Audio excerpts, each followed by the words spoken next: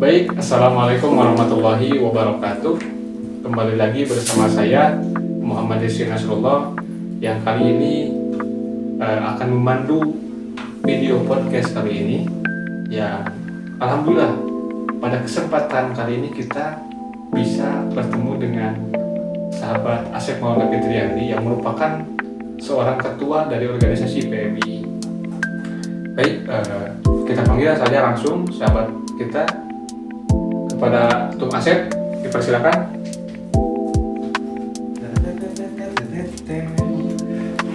Tum, cager. Alhamdulillah Tum, siap.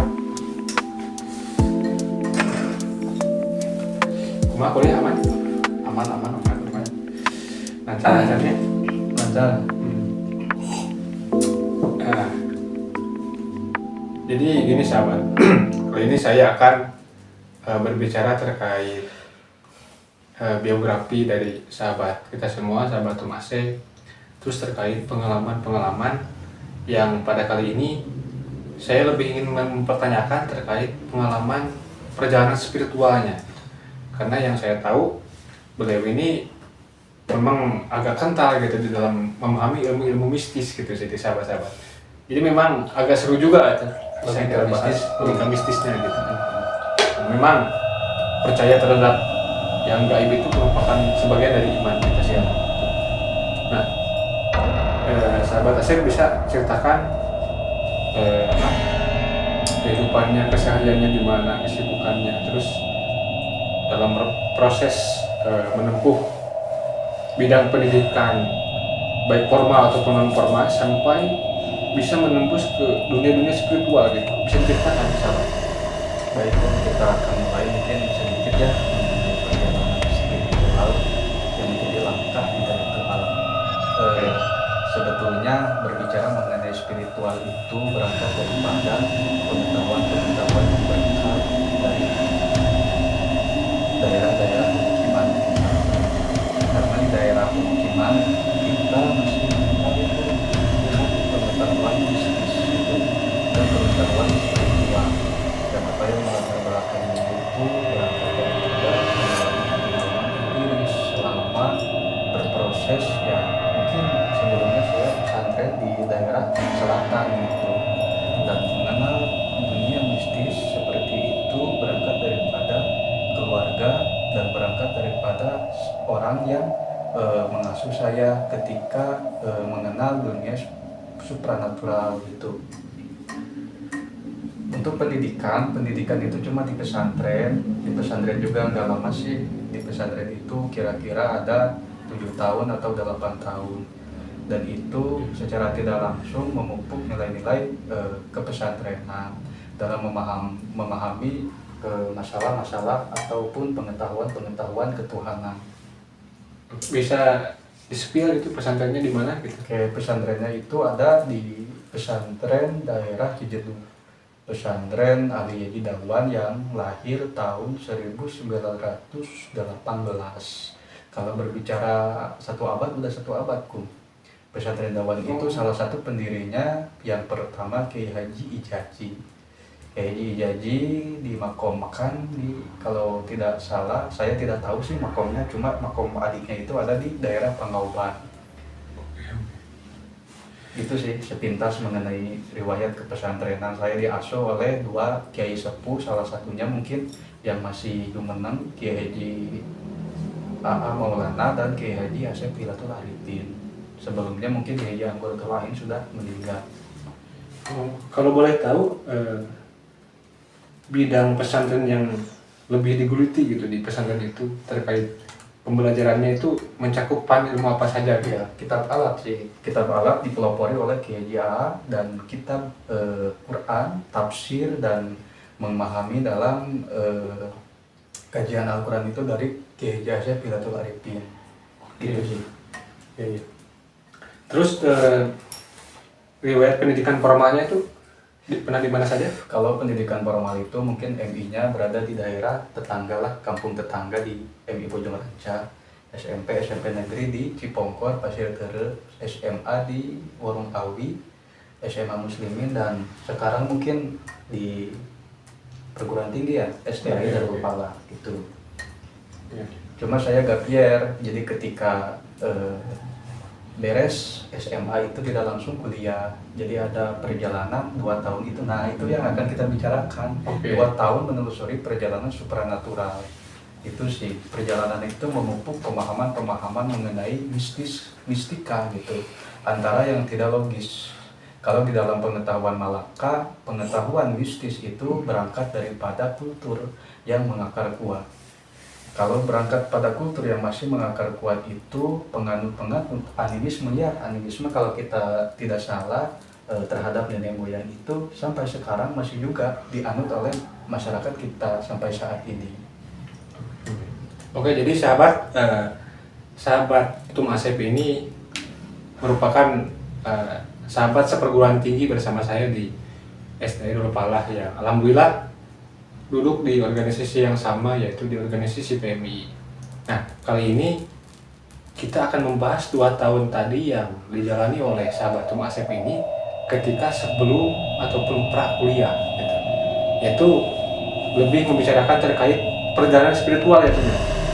Ya, boleh diceritakan tuh awal mula misalkan minat dari ilmu tersebut ataupun apa faktor yang mendorong sehingga Tum Asep lebih minat gitu ataupun penasaran di dalam ilmu spiritual tersebut.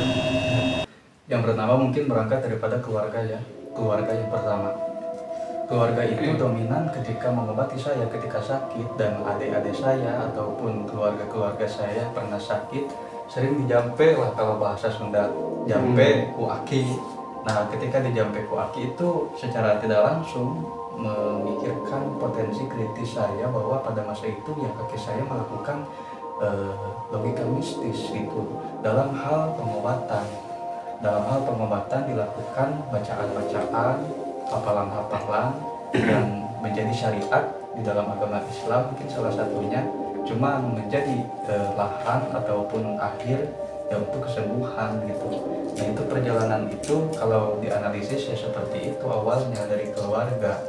Dan mungkin sebelumnya itu di keluarga juga banyak di keluarga itu pernah hadir atau pernah ada tamu-tamu dari berbagai lintas, baik itu dari pemuka agama, terus dari orang-orang seperti dukun ya kalau seperti kita tahu. Dan itu pernah senyap sekali. Pernah ada satu dukun dari di daerah Bekasi, kakek saya dan nenek saya itu menutup rapat-rapat keadaan rumah. Siang itu hordeng itu dibuka ke ditutup. Saya tidak paham betul ketika masa SMP lah kalau tidak salah. Saya tidak paham, saya tidak mengerti kenapa sih ada keadaan seperti itu gitu. Dan ya saya tahu sekarang yaitu dukun gitu, orang-orang yang mendalami pengetahuan magis gitu, mendalami pengetahuan supranatural. Oke, jadi nggak bisa kita dengar langsung gitu ya, sahabat Tum Asep ini memulai perjalanan spiritualnya itu dari keluarga ya Tum ya? Dari keluarga. Oke. Yang kedua dari pesantren mungkin. Pesantren yang notabene-nya kitab klasik ya Kum, lebih identik dengan pengetahuan mistis juga. Karena di pesantren saya itu diajarkan seni bela diri yang secara tidak langsung mensugesti pemikiran. Ya, seni bela dirinya itu dinamakan asror. Asror itu perjalanan supranaturalnya kita harus berpuasa dan membacakan ayat-ayat. Dan kita bisa merasakan potensi gerak tubuh itu dikendalikan oleh energi gitu, energi di luar daripada dimensi lain. Saya merasakan jika sudah menggunakan jajah asror tersebut, serasa ada yang bergerak gitu, ada energi tangan, kaki, sampai ya pernah ada suatu kejadian teman pesantren saya itu menabrak dinding gitu, dinding temokan, namanya itu Victor. Dia itu tidak sadar gitu, ada ketidaksadaran di dalamnya, seolah-olah ada yang masuk ke dalam jasadnya dan dikendalikan sepenuhnya. Dia tidak bisa mengendalikan dirinya sendiri gitu, akalnya itu secara tidak langsung dikendalikan. Itu mungkin salah satu perjalanan magic di dalam pesantren. Untuk apa? Untuk menjadi benteng lah, seperti kita mungkin ngawasi diri, menjaga diri gitu. Nanti kalau suatu saat ada bahaya, kita bisa pergunakan. Cuma pada ketika latihan ya terjadi seperti itu, tidak ada kesadaran. Saya sedikit bingung juga kenapa harus tidak ada kesadaran di dalam mengolah bela diri. Beberapa hari ini juga kan bela diri itu ada boxing atau bela diri yang normal-normal aja gitu. Iya, kayak MMA silat gitu ya. MMA silat itu lebih normal dan rasional gitu. Tapi Oke. kenapa ada seperti itu gitu? Nah itu yang harus kita pahami dan kita ketahui bersama mengenai perjalanan supranatural tersebut.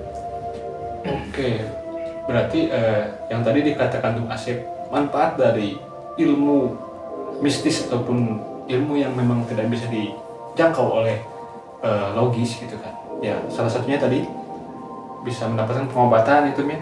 Ya, Terus bela diri juga termasuk gitu. Nah, yang saya mau tanyakan itu ya yang namanya juga prosesnya gitu itu ya amis aya pahitna lah bagi bahasa nanti gitu kan.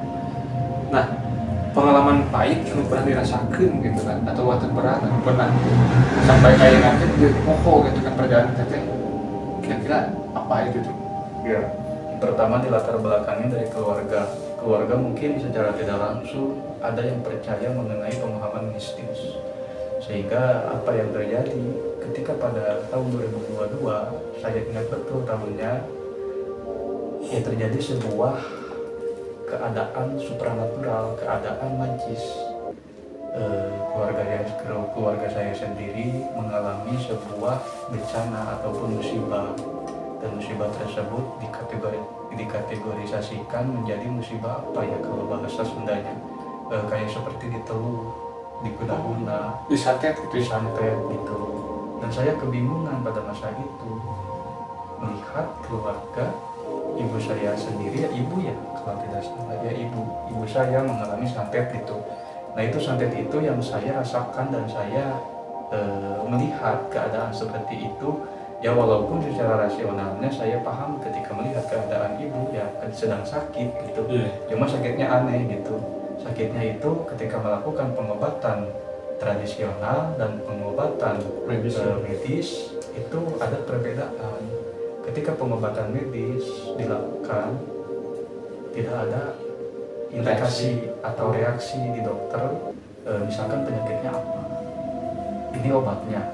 Dan ketika melihat siklus apakah sembuh dan tidaknya, ya ibu saya tetap begitu.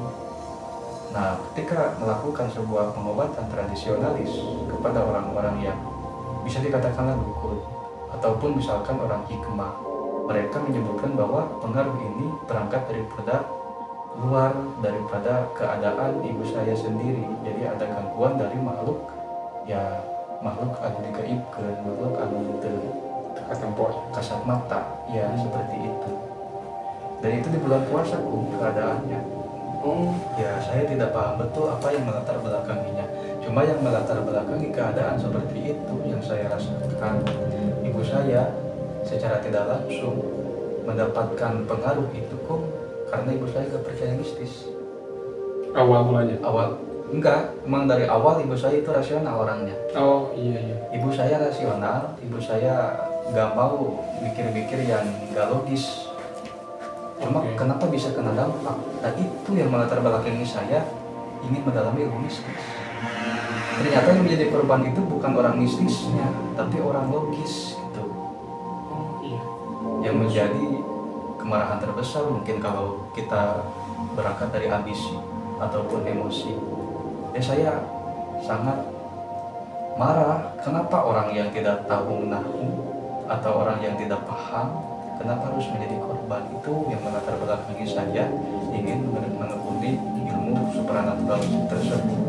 Dan alhamdulillah ketika pada masa itu saya ditemukan dengan teman kakek saya dalam menggeluti ilmu supranatural.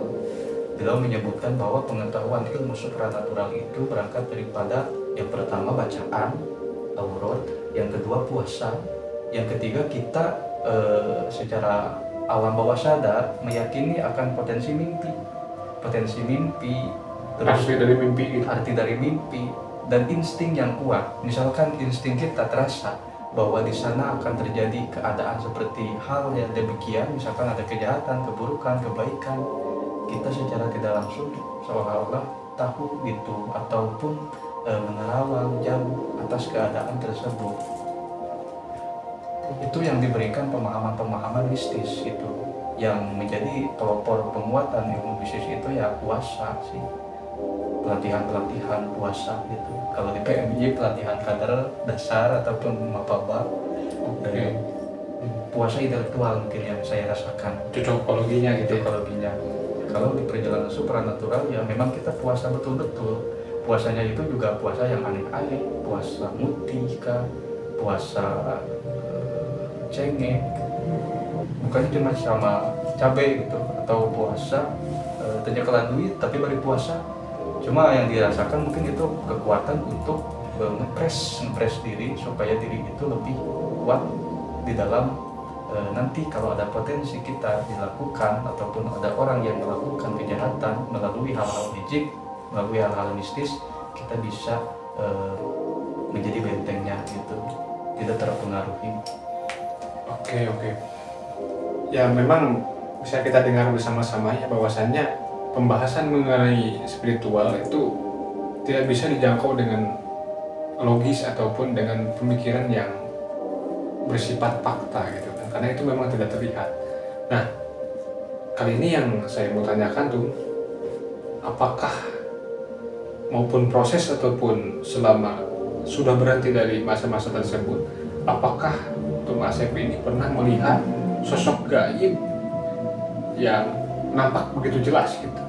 Kalau ketika masih kecil zaman MI lah, ketika supaya sama naning sama Oke. sama teh sok aya pentas seni di malam hari itu saya sarepna menuju ke maghrib itu berangkat sama teman-teman, dan jalannya itu jalan turun pun. Dan ketika pada masa itu ya saya pernah melihat satulah penampakan, saya pernah melihat kuntilanak gitu. Kuntilanak itu Bisa diceritakan gimana gitu jirimnya atau wujudnya itu? ya, wujudnya itu ketika saya kebetulan teman saya itu mau balik lagi ke rumah. Saya sudah menyusuri terasering sawah-sawah persawahan yang teraseringnya perbukitan gitu. Nah di sisi teraseringnya ada solokan, di atasnya ada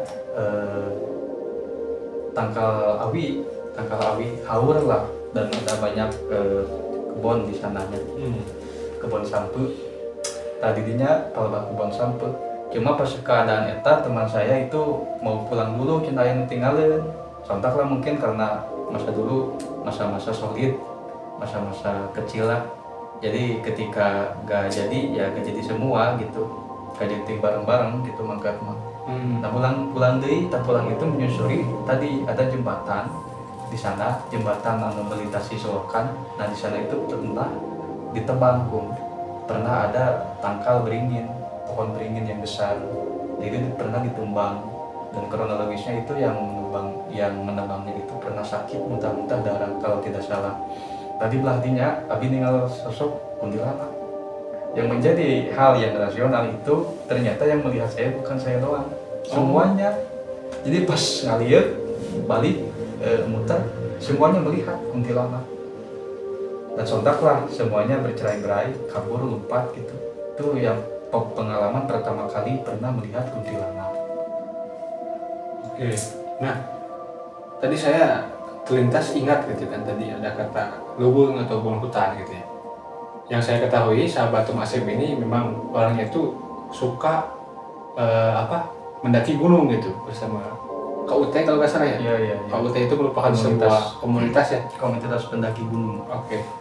Nah, ya pasti ya yang namanya di lubung ataupun di hutan itu ya seringkali menemukan hal-hal yang memang tidak bisa kita duga dan kita tidak bisa sangka gitu. Barangkali ketika perjalanan tersebut Tum Asep ini melihat hal-hal yang gaib ataupun hal-hal yang memang tidak bisa dijangkau gitu oleh logis gitu. Karena kita melihat di podcast seperti podcast ini ya, horor pun mereka semuanya membicarakan mengenai keadaan mistis. Begitu hal pun mungkin kita juga secara tidak langsung bahwa paham betul yang namanya makhluk gaib itu memang ada. Memang nyata pernah kita saksikan gitu pada masa remaja dan masa sekarang. Ya salah satunya ketika masa 2 tahun itu dalam mengenal mistis. Karena secara tidak langsung jika kita melihatkan dari awal, ingin paham, ingin tahu mengetahui pemahaman ilmu seperti supranatural, ternyata seleksi alam itu akan memberikan sebuah ruang gitu, ruang dimensi yang lain akan diperlihatkan satu persatu gitu. Dan itu terasa mungkin pada masa 2 tahun sebelum kuliah. Ya pada masa itu pernah lah saya sama sahabat Kang Inas Presma, itu saya pernah disasarkeun di Gunung Masigit.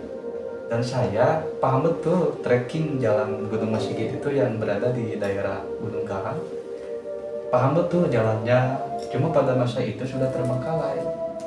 Oh, sudah lama nggak naik puncak gunung ke daerah sana. Nah, saya pernah disasarkeun. Dan reaksi yang terjadi mungkin secara nalar, secara logis, memang keadaannya itu banyak rumput ilalang, kalau bahasa Sundanya itu tangkal erih, jarang kungkung, jadi ngahalangan rute gitu, jadi menutup jejak. Tapi saya paham, cuma pas di tengah-tengah mau ke trekking puncak, di atasnya itu ada 2 lembah. Nah 2 lembah itu perasaan yang saya rasakan itu pusing gitu, bisa lieur nah cek urang teh anu palebak kanan jeung katuhu ieu teh nu kanan nu katuhu cek urang teh. Tapi posisinya Eling sadar. Posisi sadar, cuma diberi reaksi pusing gitu. Nah yang saya rasakan pada masa itu emang keur dibangun ke sigana nama. Ya mungkin berangkat daripada sore-sore, kita berangkatnya sore gitu, mau ke maghrib, beres sholat asar langsung berangkat gitu. Sholat asarnya juga 4:30-an, itu sudah mulai gelap gitu sih keadaan perjalanannya. Iya. Itu sih yang pertama itu. Kalau yang kedua berbicara mengenai mistis, mengenai pengalaman supranatural, memang dirasakan. Saya juga pernah bermimpi di alam bawah sadar, ada yang pernah menemui gitu di puncak gunung Masigit. Ya orangnya itu berada ngawang gitu, jadi tidak bertapak di luhur gitu. Saya berada di batu, kebetulan gunung Masigit itu pun ada batu di atasnya. Saya tidur di sana ya saya melihat keadaan yang seperti itu dan tidak bisa digambarkan karena saya paham betul antara saya tidur dan tidak, seakan-akan saya berada di tengah-tengah gitu. Antara saya sadar dan tidak, seakan-akan saya berada di tengah-tengah. Karena kalau misalkan mimpi, atau kenapa mimpinya itu saya seperti diam saja di batu itu. Kalau bukan mimpi, ya mungkin yang saya rasakan kenapa harus ada keadaan seperti demikian gitu. Oke. Dan itu yang saya rasakan sih, perjalanan mistis itu. Yang lain-lainnya itu pernah saya ketika masa MI atau masa kecil, karena dulu itu sering bermain di sungai aku. Iya, Sering wahangan, guyang lah di wahangan. Saya pernah pada masa itu guyang kalau sedong. Nah sedong itu kalau bahasa Indonesianya itu ada lorong.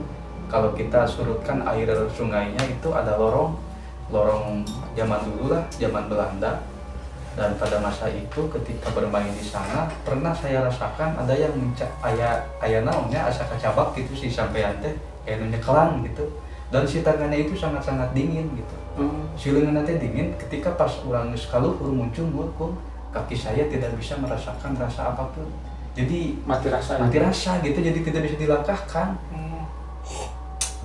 Dan saya bingung pada masa itu, gitu, kenapa itu babaturan atau saha gitu.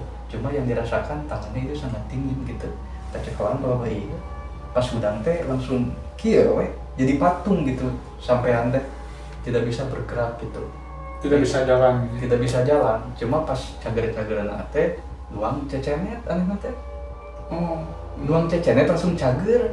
Karena pas posisi udang, geus kitu teh abdi teh langsung sieun lah, geus ngarasakeun teu pugu. Ya teh bisa leumpang oge gitu, cek barudak teh kunaon teh, cek urang keram cek urang teh. Nanti dibejakeun aya nu nyekelang mah, dibejakeun.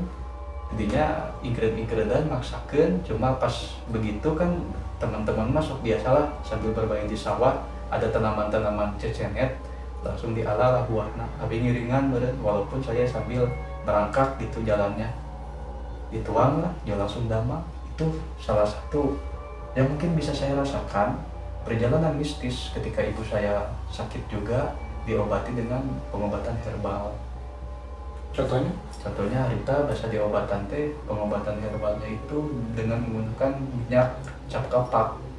Kalau orang-orang terdahulu itu tahu minyak cap kapak, sadun gila 11 ribuan harganya teh. Itu pengobatan herbalnya menggunakan demikian gitu. Saya paham, saya mengerti. Cuma posisi cocokologi mengobati hal mistis itu kita harus paham betul sebetulnya hal anu manjur di obatan nanti kudu kunaon gitu. Karena kalau salah atau keliru itu tidak akan mendapatkan kesembuhan, dan kesembuhannya itu ternyata hal ataupun tanaman-tanaman yang berada di sekitaran kita gitu. Cuma yang menjadi faktor pendorong mistis itu bisa berjalan, mistis itu bisa diobati, yang pertama harus ada ayat yang mengandung kalimat-kalimat Tuhan, yang mungkin sekarang kalimat-kalimat Allah dikombinasikan dengan keadaan alam secara tidak langsung menggunakan insting. Jadi orang terdahulu itu, kalau kita melihat logika mistik yang ideal, orang terdahulu itu dengan mengangkemkan ayat-ayat Allah berikut dengan alam, obatnya naon dengan insting. Sebelumnya insting itu dipakai untuk menelusuri jejak dimensi yang lain. Dia paham penyakitnya itu misalkan dari mistis, tapi mistis ketika kita sudah paham dan kita sudah berani untuk tahu ya jina saha, jurigna saha, atau silumana saha. Orang terdahulu itu ternyata nakonku nanya, itu kumanehnya ku urang ieu mah. Ari ubarna naon? Ada ubarna mah teu pira cenah. Misalkan hutang kasampeun. Dan itu dibedakan karena yang makhluk gaib itu jujur, cenah kata beliau. Cuma yang tidak jujurnya orang yang berada di otoritas jin atau makhluk gaib itu ya manusia yang melakukannya seperti dukun-dukun gitu. Ya saya benci sama dukun itu karena kalau tidak kuat menyeimbangi mistisku, ternyata potensi ambisi dan potensi kebencian itu muncul. Karena gak kuat gitu nahan energi dari orang-orang yang mungkin yang pertama sudah mati, terus makhluk yang tak kasat mata gitu, panas gitu, mulik gitu mah pada dasarnya, dan potensi untuk melakukan sebuah kejahatan itu akan muncul kalau tidak paham gitu. Nah, pernah mengutarakan seperti itu cara pengobatannya. Jadi ada salah satu alam. Nah, dua konsep itu menjadi sebuah formula di dalam ilmu mistis. Formula yang ketiga itu hayat. Jadi orang-orang yang sudah paham betul akan ilmu mistis, kalau secara idealnya tidak serta-merta dilakukan sebuah penyelewengan ataupun kejahatan ataupun cabulah kata pesulap merah, gak ada gitu. Mereka itu harus lurus, mereka itu harus kuat gitu. Kalau hajatnya tidak betul-betul hidup atas nama asma Allah ataupun keikhlasan, ya otomatis kita akan mengenal apa itu teluh. Dan teluh itu ada dukun-dukun yang secara tidak langsung memberikan sebuah potensi kejahatan gitu kepada orang lain. Dan itu yang paling bahaya gitu, dan itu yang paling, ya kata Peri Irwandi di dalam media sosialnya, kita sudah melihat Peri Irwandi itu ingin diteluh ataupun ingin merekrut orang-orang teluh, tapi orang-orang teluhnya itu mau disadarkan gitu untuk nanti bisa diberdayakan, untuk nanti bisa diberikan distribusi oleh negara supaya bisa merekrut massa sebanyak-banyaknya. Dan kita akan melihat potensi perang ataupun perang yang pernah terjadi, perang dunia 1, perang dunia 3 itu dihilangkan. Karena kita paham kan Kum, ketika pada masa perang dunia kedua itu Hiroshima ya, nuklir. Iya. Itu nuklir pernah tercipta oleh pemikiran siapa? Oleh pemikiran rasional Kum. Oleh pemikiran rasional juga sangat berdampak buruk bagi kehidupan. Salah satunya pemikiran dari Albert Einstein dengan pemikiran relativismenya. Pemikiran metode relativisme itu bisa menciptakan nuklir. Itu sih yang menjadi bahan pemikiran Peri Irwandi. Peri Irwandi ingin mengubah tatanan dunia, mungkin ingin merekrut orang-orang yang jahat itu pernah melakukan sebuah ketimpangan mistis dengan memperkuat pertahanan negara gitu. Itu mungkin salah satu daripada dampak positif dari ilmu mistis. Ya mungkin sekarang kebanyakannya sih negatif gitu, dan apalagi kalau belum paham betul mengenai ilmu mistis itu, ya kita akan keliru gitu di dalam memahami pemikiran logika mistik. Kata Tan Malaka juga logika mistik itu tidak serta merta salah. Logika musik itu ada tempatnya, ada takarannya gitu dalam penggunaannya. Oh, baik. Tadi terkait yang dibahas itu mencakup tentang ilmu-ilmu mistis yang memang saling berkaitan dengan hal apapun ya. Yang dimana manfaat dari ilmu mistis ini mencakup berbagai faktor-faktor yang bisa menjadi apa yang bisa kita apa yang bisa kita capai gitu, seperti penyembuhan ataupun kolaborasi ataupun kombinasi dengan ilmu-ilmu yang lain. Baik, mungkin podcast kali ini hanya itu. Mungkin tuh saya ucapkan terima kasih banyak atas ilmu-ilmu yang diberikannya gitu kan, obrolan santainya. Semoga orang-orang yang memang sedang bergelut di dalam ilmu mistis ini bisa lebih bijak gitu, menggunakan ilmunya gitu ya. Karena di PMI juga paham betul apa itu mistis gitu atau supranatural gitu. Dan sahabat Sekum juga kan pernah mendalami, dan nanti kita akan lakukan podcast yang bisa jadi narasumbernya itu Sekum gitu. Sekum juga mendalami ilmu mistis gitu. Jadi saling berkolaborasi. Baik, mungkin hanya itu saja yang bisa kami hidangkan kepada sahabat-sahabat.